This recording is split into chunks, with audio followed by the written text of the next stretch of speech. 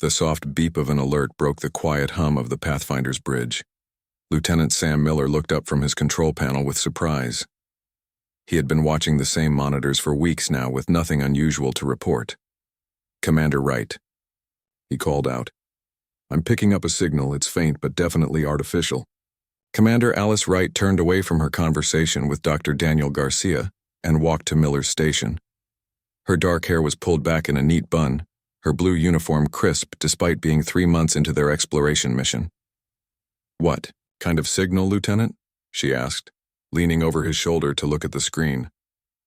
Miller's fingers moved quickly across the control panel. "It's not matching any known human frequencies, and it's not from any of our allied species either." He paused, eyes narrowing. "But there's something strange about it.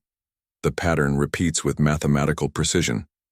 Dr. Garcia joined them, his curiosity piqued. As the ship's xenobiologist, anything potentially alien immediately became his business. "Can you play it?" Commander Wright asked. Miller nodded and tapped a command. A series of beeps and clicks filled the bridge. To most ears it might have sounded like random noise, but the crew of the Pathfinder had been trained to recognize patterns. "That's not random," Dr. Garcia said softly. "Those are prime numbers, followed by what could be the value of pi. Universal, mathematical constants." Wright nodded. "A classic method to show intelligence. Can you pinpoint the source?" Miller worked his controls again. "It's coming from the Epsilon Reticuli system, specifically from the outer reaches." He looked up with concern. "Commander, based on the signal degradation, I think this has been broadcasting for a very long time." "How long?" Wright asked. Miller ran a quick analysis. "At least 70 years, maybe longer." A heavy silence fell over the bridge. 70 years was a long time for any ship to be sending a distress call. "Do we have any records of ships going missing in that sector?" Wright asked. "It's not in any of our mapped territories," Miller replied. "We weren't even in space 70 years ago, not this far out anyway." Commander Wright straightened up and looked at the main view screen showing the stars ahead of them. The Pathfinder was on a mapping mission, charting unexplored regions of space. They weren't equipped for rescue operations or first contact scenarios. Protocol said they should report back to Earth Command and wait for instructions, but 70 years was a long time to wait for help. "Plot a course to the signal source," Wright ordered. "Maximum safe speed." The navigator, Ensign Kevin Moore, turned in his chair. "Commander, that will take us off our assigned route." "I'm aware, Ensign," Wright said firmly. "Someone has been calling for help for 70 years. We're not going to be the ones who ignore them." Chief Engineer Olivia Franklin spoke up from her station. "Commander, we don't know what's out there. This could be a trap. Pirates have been known to use distress signals to lure in ships." "For 70 years?" Dr. Garcia countered. "That would be a very patient trap." Wright nodded. "I understand the concern, Chief, but we're explorers. This is exactly the kind of mystery we're out here to solve." She looked around the bridge at her crew. "Keep all sensors at maximum. If anything seems suspicious, we'll pull back immediately." Franklin didn't look convinced, but she nodded. "Yes, Commander. I'll make sure the engines are ready for a quick exit if needed." "Thank you, Chief," Wright said. She turned to Miller. "Lieutenant, send a message to Earth Command. Inform them of our change in plans and the reason for it." "Yes, Commander," Miller replied, already typing the message. Wright took her seat in the command chair. "Ensign Moore, take us to the source of that signal. Warp 6. "Aye, Commander. Warp 6. The stars on the view screen blurred as the Pathfinder changed course, heading toward the unknown signal. For the next 2 days, the crew of the Pathfinder prepared for whatever they might find. Dr. Garcia reviewed all known information about possible alien life forms. Chief Franklin checked and double-checked the ship's systems. Security teams ran drills for various scenarios. As they got closer, the signal became clearer. Miller worked day and night trying to understand more of it. "I think it's definitely a distress call," he told Commander Wright on the morning of the 3rd day. "There are patterns that match universal distress protocols. Whoever sent this wanted to be understood by anyone who might be listening." Wright nodded. How much longer until we reach the source? We'll drop out of warp in about 4 hours, Moore reported from his station. All hands to stations, Wright ordered. Yellow alert. I want everyone ready when we arrive. 4 hours later, the Pathfinder slowed to sublight speed. The view screen showed only empty space. Where is it? Wright asked, standing from her chair. Miller, are we at the right coordinates? Yes, Commander, Miller confirmed. The signal is coming from right here. Scan for debris, Wright ordered. Maybe whatever sent the signal was destroyed long ago. Dr. Garcia was staring at the view screen intently. Wait, he said suddenly. There's something there. Wright squinted. At first she saw nothing. Then, as her eyes adjusted, she noticed a dark shape against the stars. Something that blocked out the light behind it. Magnify, she ordered. The image zoomed in, and gasps echoed around the bridge. The shape was a ship, but unlike any they had seen before. It was massive, easily 10 times the size of the Pathfinder. Its design was alien, with curved sections that seemed to flow into each other like liquid metal frozen in space. Parts of it were clearly damaged, with torn metal and dark, dead sections. Life signs? Wright asked. The science officer, Lieutenant Heather Jordan, checked her readings. Difficult to tell, Commander. The ship's hull is blocking most of our scans, but I am detecting minimal power signatures. Something on that ship is still working after all this time. Wright made her decision. Bring us alongside, Ensign Moore. Maintain a safe distance. As the Pathfinder moved closer, the alien ship seemed to grow even larger. The damage became more apparent. Huge sections had been blown away, revealing the ship's inner workings. It looks like they were attacked, Franklin observed. Those aren't equipment failures, those are weapons impacts. Wright nodded grimly. The question is anyone still alive in there? Dr. Garcia's console beeped. Commander, I'm detecting an atmosphere inside some sections of the ship, and there's artificial gravity still functioning in parts. Wright looked at the massive, silent vessel floating before them.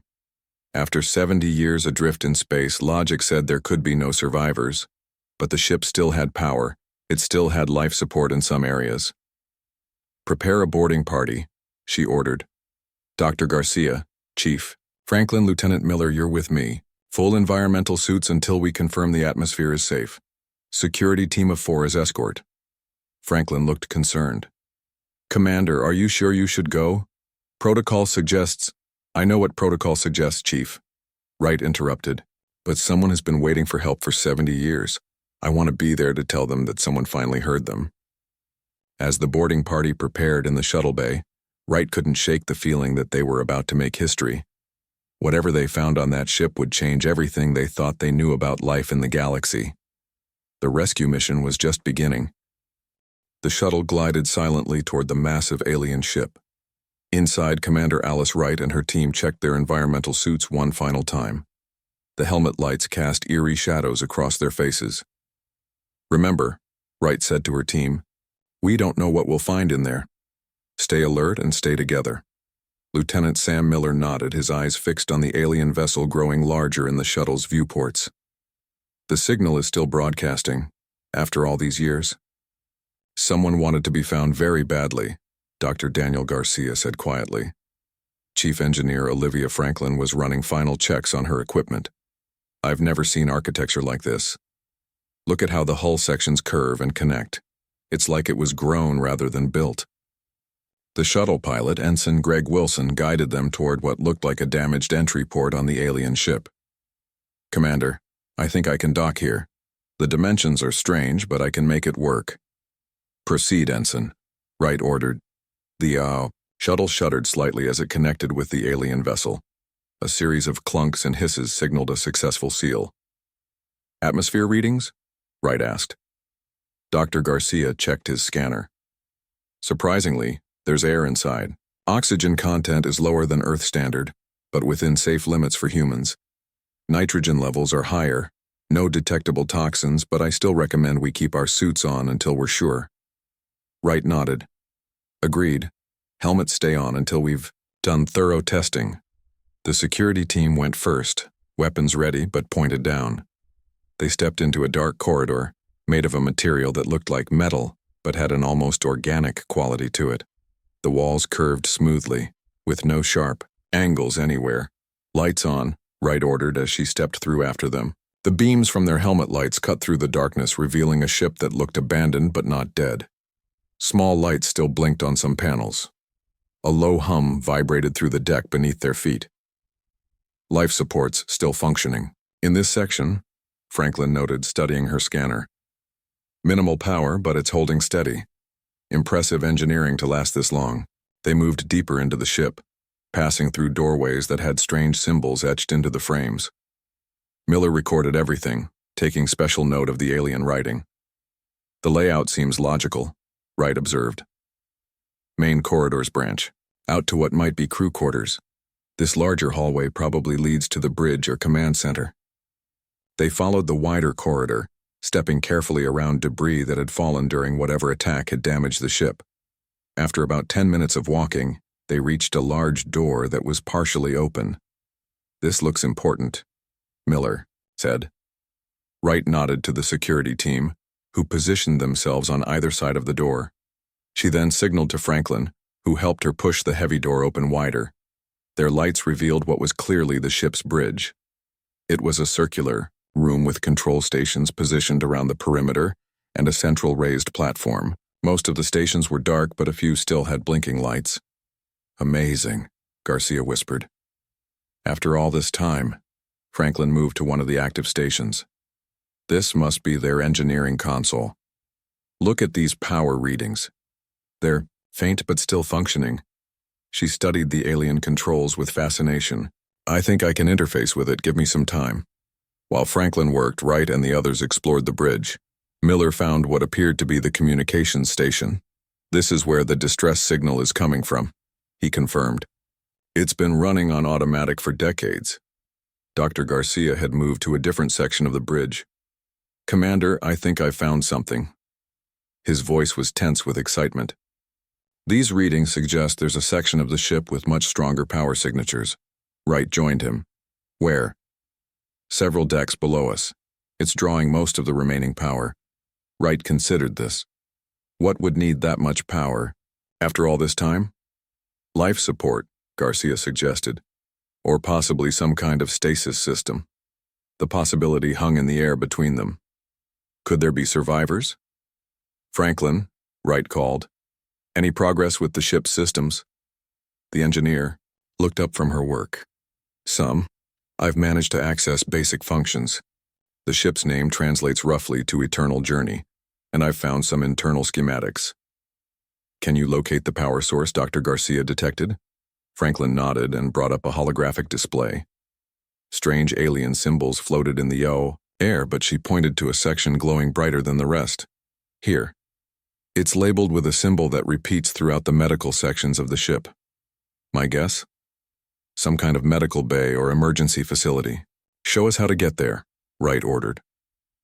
With Franklin's guidance, they made their way deeper into the ship. They passed through darker sections where the power had failed completely, using their lights to navigate. Eventually, they reached a sealed door with the same medical symbol they had seen on the schematic. "The power's definitely coming from in here," Garcia confirmed. Wright nodded to the security team. "Be ready for anything." Franklin worked on the door controls. After several tense minutes, the door slid open with a groan of protest. Cold air rushed out, and their lights revealed a large room filled with what looked like pods lined up in rows. "Stasis chambers," Garcia breathed, moving toward the nearest one. His scanner hummed as he passed it over the pod's surface. "Commander, these are active, and there's someone inside." The team moved quickly into the room, examining the pods. Most were dark and empty, but 12 still glowed with soft blue light. 12 survivors, Miller counted. Out of how many? The ship could have held thousands, Franklin estimated, looking around the vast room. Garcia was studying the control panel of one active pod. "These have been running on emergency power for decades. It's incredible the system held this long." Wright approached and looked at the pod. Through a small window, she could see a face, clearly alien with features that reminded her somewhat of Earth reptiles. but with smooth skin that had a faint bluish tint. "Can you wake them?" she asked Garcia. The doctor hesitated. "It would be risky. I don't know enough about their physiology or the stasis process, but..." He studied his readings again. "This pod seems to be failing. The occupant might die if we don't act soon." Wright made her decision. "Do it. Just for this one pod. Let's see if we can make first contact." Garcia nodded and began working on the pod controls. The security team moved closer, hands near their weapons but not drawing them. The pod hummed louder and the blue light intensified. Then there was a hiss as the seal broke. The top lifted slowly. Inside, the alien began to move. Its eyes, large and with vertical pupils, blinked open. It looked around in confusion, then focused on Wright. The alien spoke, its voice raspy from disuse. The sounds were unlike any human language. "I can try to establish basic communication," Miller said, activating his universal translator device. It wouldn't understand the alien language yet, but it could begin learning patterns. The alien seemed to realize they couldn't understand it. It raised a four-fingered hand slowly, pointing to itself. "Zivnax," it said clearly. Wright nodded and pointed to herself. "Alice Wright." The alien, Zivnax, repeated her name with surprising accuracy. Then it looked around at the other stasis pods, a clear question in its eyes. "We found your ship adrift," Wright said slowly, though she knew Zivnax couldn't understand her words yet. "We heard your distress call. We're here to help." Miller's translator beeped. "It's starting to recognize speech patterns. It might take time, but we should be able to communicate soon." Zivnax sat up in the pod, moving with obvious weakness. It spoke again, looking at the other pods with what seemed like concern. "I think it's asking about the others," Garcia guessed. Wright nodded and pointed to the other active pods, giving a thumbs-up gesture. Zivnax visibly relaxed. As Miller worked on improving the translation, one thing became clear. After 70 years lost in space, the aliens had finally been found. And humans were the ones who had answered their call. 3 days passed since the crew of the Pathfinder discovered the alien survivors. Dr. Daniel Garcia worked tirelessly with Lieutenant Sam Miller to improve communication with Zivnax.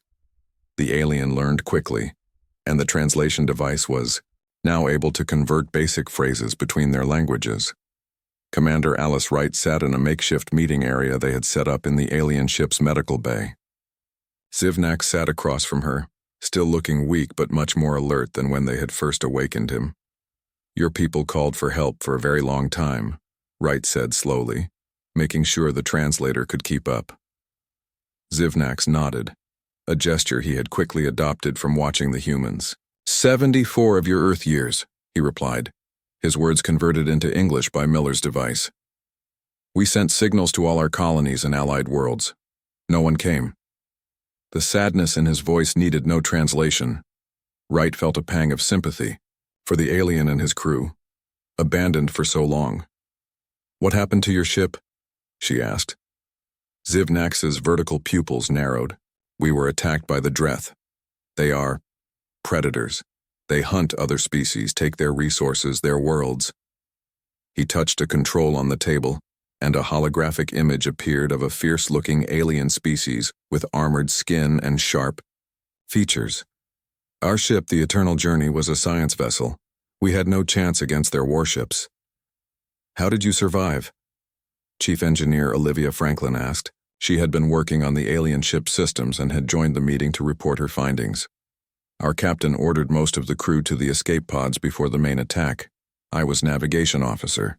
The 12 of us stayed behind to ensure the others escaped." Zivnax looked down at his four-fingered hands. "We were hit by a weapon that damaged our engines. We could not follow the escape pods. The captain ordered us into stasis as a last resort. The ship's computer was programmed to send the distress signal for as long as power remained." Wright leaned forward. "And the rest of your crew, the ones in the escape pods?" "I do not know. Perhaps they reached safety. Perhaps not. The Dreth were hunting all Varline ships at that time." "Varline? That's your species?" Dr. Garcia asked, making notes. Zivnax nodded again. Yes, we are the Varline. We were a peaceful species, explorers and scientists. The Dreth saw this as weakness. Franklin cleared her throat. Commander, I've been examining their ship's systems. The technology is unlike anything I've seen before. It's incredibly advanced in some ways, particularly their power systems and life support. That's why the survivors lasted so long in stasis. Can the ship be repaired? Wright asked. Franklin shook her head. Not completely, the damage is too extensive, but I think we could get some systems back online with more power and resources. Wright nodded and turned back to Zivnax. I've sent a message to Earth Command, explaining what we found. They're sending another ship to help us. The Defiance. We'll be here in 2 days. Zivnax tilted his head. You are helping us without knowing us. Why? The humans exchanged glances. Miller spoke up. It's what we do. We don't leave people stranded in space regardless of who they are. This is unusual, Zivnax said. In our experience, most species look to their own interests first. Humans can be self-interested too, Wright admitted. But we have a long history of responding to distress calls. It's one of our oldest maritime traditions. From when we only sailed Earth's oceans, that tradition carried into space travel. Before Zivnax could respond, Lieutenant Miller's communicator beeped. He checked the message and looked up with excitement. Commander, the Defiance has increased speed. Captain Bennett reports they'll arrive within 24 hours. Wright smiled. Good news. Let's prepare for their arrival. Over the next day, the crew of the Pathfinder worked with Zivnax to stabilize the remaining stasis pods. Franklin and her engineering team continued their work on the alien ship systems. It's fascinating, Franklin told Wright as they examined a partially repaired power conduit. The Varline approach to engineering is completely different from ours. They focus on stability and longevity over raw power. That's why some systems are still working after all these years. But it wasn't enough to save them from the Dreth, Wright observed. No. From what I can tell, the Varline never developed advanced weapons. This was purely a scientific vessel. Wright nodded thoughtfully. We should wake the other survivors. They might have skills that could help with repairs. With Zivnax's guidance, Dr. Garcia carefully began the process of reviving the remaining Varline crew. Each emerged from stasis confused and weak, but all survived the process. Among them was the ship's chief engineer Kelvir, who immediately began working with Franklin once he recovered enough strength. The two engineers made an odd pair. Franklin, with her practical, sometimes unorthodox human approaches, and Kelvir, with his careful, methodical Varline techniques. Yet together they managed to restore power to several more sections of the ship. You connected the backup power cells directly to the main system? Kelvir asked, watching Franklin work. Our protocols warn against this. It could cause power surges. That's why I added these regulators, Franklin explained, pointing to some human devices she had installed. They'll prevent any dangerous surges. This way we get more power without waiting for the primary systems to reset. Kelvir studied her work with fascination. We would never have attempted this. It is creative. Franklin grinned. Sometimes human creativity means bending the rules a bit. The next morning, the Defiance arrived. It was a much larger ship than the Pathfinder, a battle cruiser designed for defense and rescue operations. Captain George Bennett led a team aboard the alien vessel, bringing supplies and additional personnel. Quite a find you've made here, Commander Wright, Bennett said as they walked through the alien ship's corridors. He was an older man with gray at his temples, but his eyes were sharp and missed nothing. Yes, sir. We've been doing what we can, but the Varline ship needs more help than we can provide. That's why we're here, Bennett replied, and not just because of the survivors. He looked around at the alien technology. Earth Command is very interested in learning more about the Varline and their technology, and about these Dreth too. You've heard of them? Wright asked, surprised. Bennett's expression hardened. We've had some encounters. Nothing major yet, but enough to know they're a threat. They attacked one of our outer colonies last year. Our ships drove them off, but they'll be back. They entered the medical bay where the Varline survivors had gathered, Captain Bennett approached them and offered a respectful greeting. Through the translator, he promised Earth's assistance. "We'll help you repair your ship enough to travel, and we can take you to Earth or to find your people, whichever you prefer," he told them. The Varline discussed among themselves in their own language. Finally, Zivnax spoke for the group. "We are grateful for your help. We would like to find our people, but first we must warn you. If the Dreth learn that you have aided us, they may target your species next." Captain Bennett's smile was grim. "Let them try. Humans don't take kindly to bullies, no matter what planet they're from."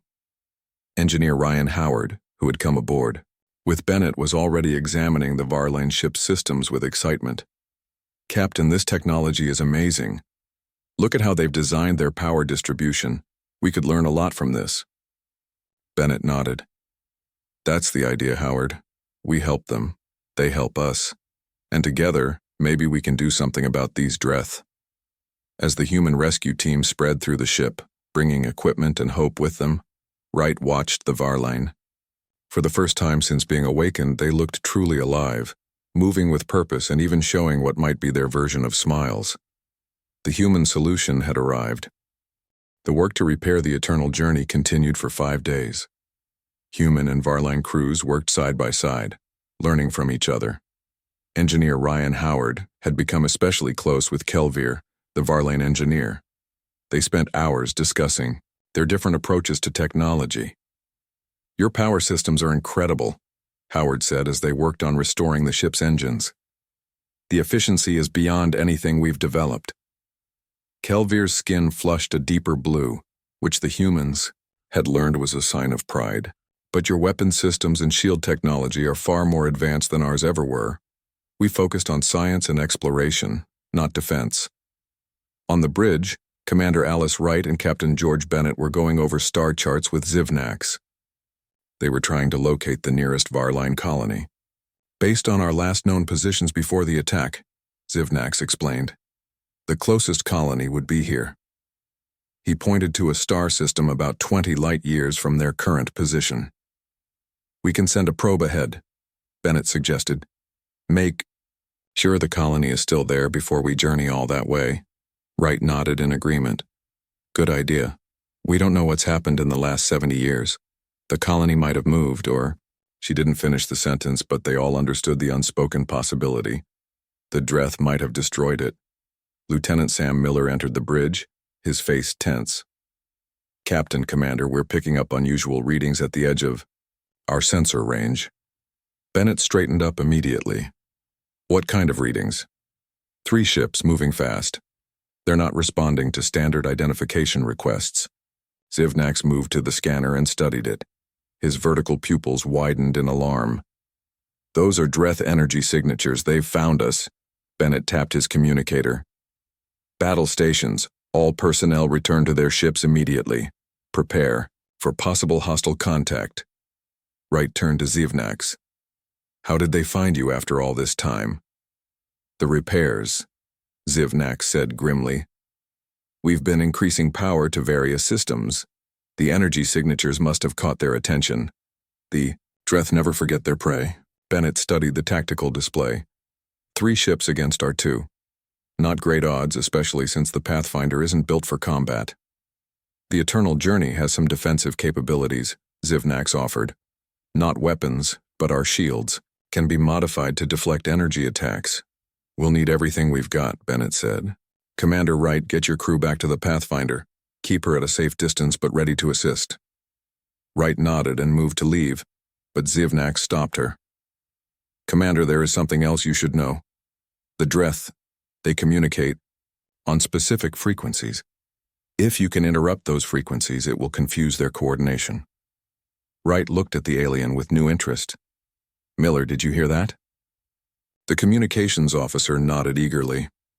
"I did, Commander, and I think I can do better than interrupt their frequencies. I might be able to send false commands." "Do it," Bennett ordered. "We'll take any advantage we can get." As the humans rushed to prepare for the coming attack, the Varline survivors gathered in their ship's command center. They looked afraid but determined. "We will not abandon our rescuers," Zivnax told Wright before she left for her ship. "This time we fight alongside our allies." Within 2 hours, the Dreth ships had entered visual range. They were sleek, predatory, vessels with sharp angles and weapons bristling from every surface. "They're hailing us," Miller reported from the Pathfinder's communication station. On screen, Wright ordered. The image of a Dreth commander appeared. It was as frightening as the hologram Zivnax had shown them, with armored skin, sharp features, and eyes that showed no emotion. "Human vessels," the Dreth commander said, its voice translated by Miller's system. "You are harboring fugitives that belong to us. Surrender the Varline ship immediately." Bennett, who was linked in from the Defiance, responded first. "The Varline are under our protection. They don't belong to anyone. Leave this sector immediately." The Dreth seemed surprised by this response. "You defend the weak? Then you will share their fate. Prepare to be boarded and conquered." The transmission cut off. Immediately, the Dreth ships began to move into attack formation. "They're so confident," Wright observed. "They don't even consider us a threat." "Let's use that against them," Bennett replied. "Activate our plan." On the Defiance, Engineer Howard had been working with Kelvir to integrate human weapons technology with Varline power systems. Now they activated their creation, the Eternal Journey's powerful energy core connected to the Defiance's weapons array, doubling its strength. At the same time, Miller began broadcasting on Dreth communication frequencies, sending false commands, and creating confusion among the enemy ships.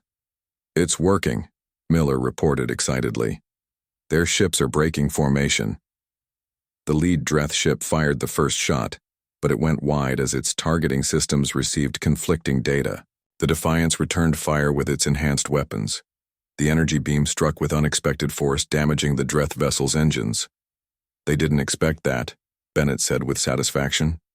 "Fire again. Target their weapon systems." The space around them lit up with energy blasts as the battle began in earnest. The Dreth ships were powerful, but they were confused by the false commands and surprised by the strength of the human resistance. The Pathfinder, though not a warship, used its speed and maneuverability to distract and confuse the Dreth vessels. Wright ordered her pilot to perform erratic evasive patterns that no Dreth tactical computer could predict. "Humans are so unpredictable," Zivnax observed from the Eternal Journey's bridge, where he was coordinating with both human ships. "The Dreth rely on logical attack patterns. They cannot understand your tactics." One of the Dreth ships broke off its attack on the Defiance and turned toward the seemingly defenseless Eternal Journey. As it approached, Kelvir activated the modified shields. When the Dreth fired, their energy weapons were not only blocked but reflected back, damaging the Dreth ship's own hull. "Another human innovation?" Zivnax asked in amazement.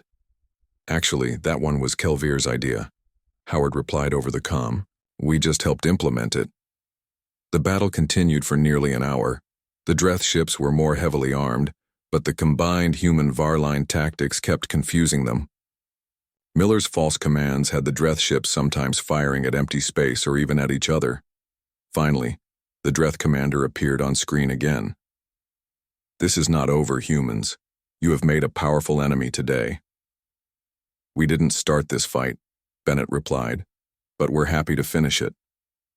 The Dreth ships turned and retreated, their engines leaving bright trails in the darkness of space. On the bridge of the Pathfinder, the crew erupted in cheers. Wright allowed herself a small smile of relief before turning to her tactical officer. "Keep sensors on maximum range. I want to know immediately if they decide to come back." "Yes, Commander," the officer replied. In the quiet following the battle, Wright thought about what had just happened. Humans had fought their first space battle, alongside an alien species against a common enemy. It was a historic moment, but also a dangerous one. Earth had just made its presence known to a hostile power. But looking at the grateful faces of the Varline survivors on her view screen, Wright knew they had done the right thing. Some principles were worth standing up for, no matter the risk. Dreth had retreated, but everyone knew they would return. This was only the beginning. 2 weeks after the battle with the Dreth, a new ship arrived in the sector. It was the Horizon, a large diplomatic vessel carrying Admiral Laura Peterson and a team of Earth representatives. The Admiral had come personally after hearing Commander Wright's reports about the Var line and the Dreth threat. Commander Wright, Captain Bennett. Admiral Peterson greeted them as she stepped onto the Pathfinder's bridge. She was a tall woman with short gray hair and a commanding presence. Congratulations on your first contact success and on defending against the Dreth. Earth Command is very impressed. Thank you, Admiral, Wright replied. But we couldn't have done it without the Var line.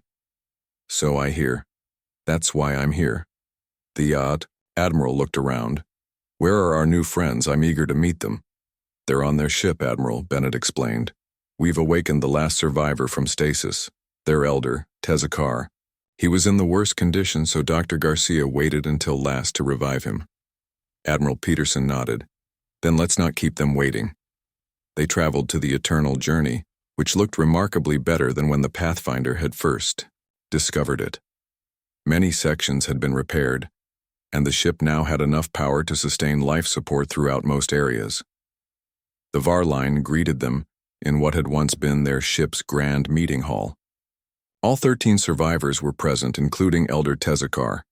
He was clearly older than the others, his blue skin paler and lined with age. But his eyes were sharp and intelligent as he watched the humans enter. Zivnak stepped forward to make introductions. Over the past weeks, his English had improved greatly.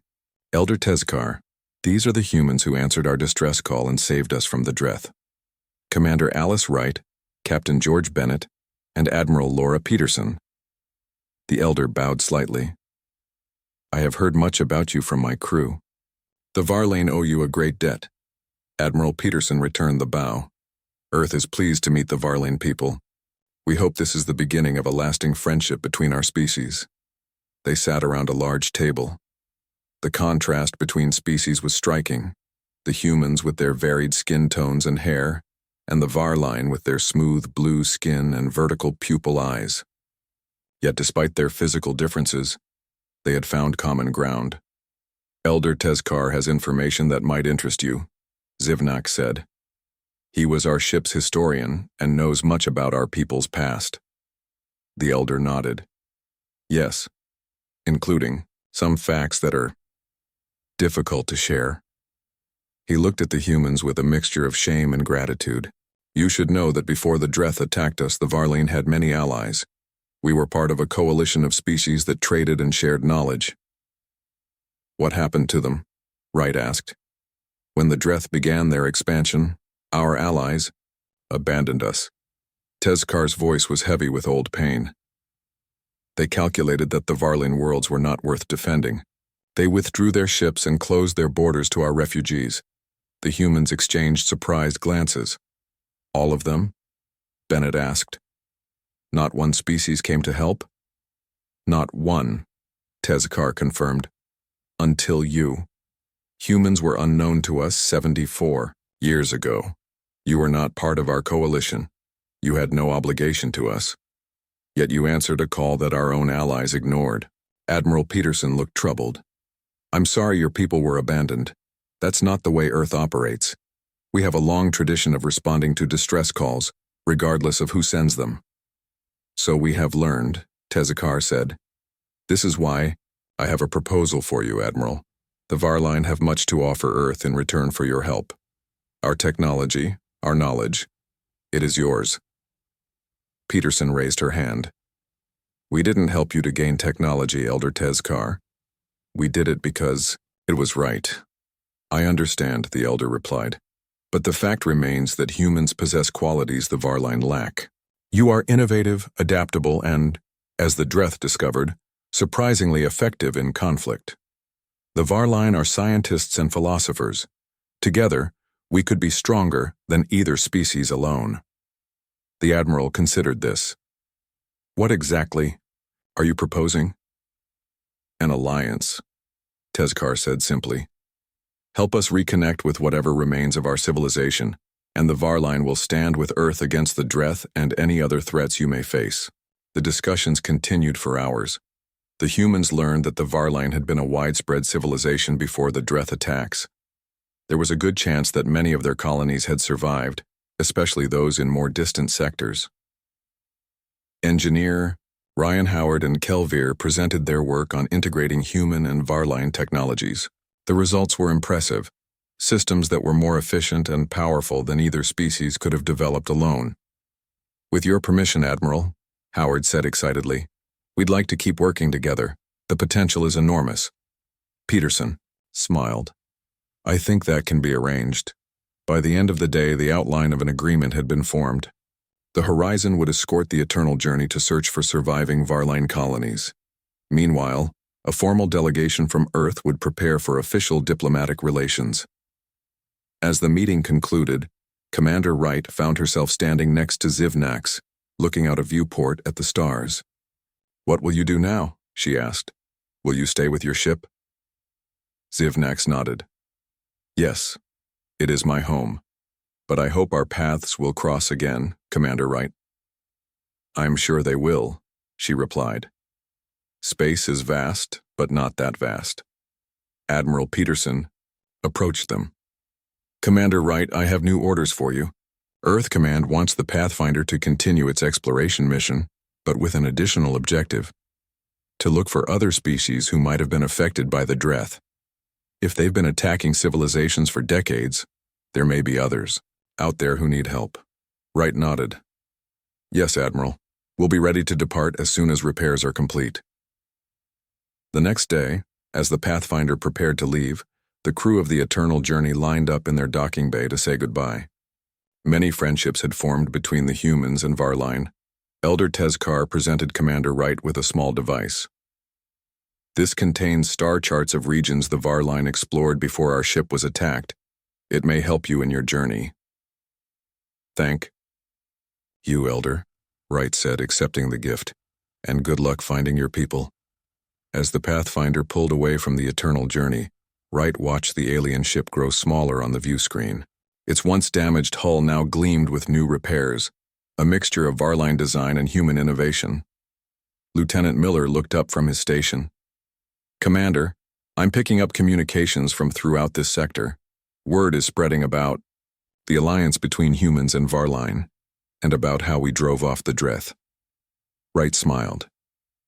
"Good. Let them know that humanity has arrived in the galaxy, and that we answer when called." The Pathfinder turned toward unexplored space, its mission now greater than before. They had set out to map stars but had found something much more valuable: a new alliance in a vast and sometimes hostile universe. Behind them, the Eternal Journey's engines glowed as it prepared to search for its lost colonies. But this time, it would not travel alone. Humanity had responded to their call, and the Varline would never again face the darkness of space abandoned.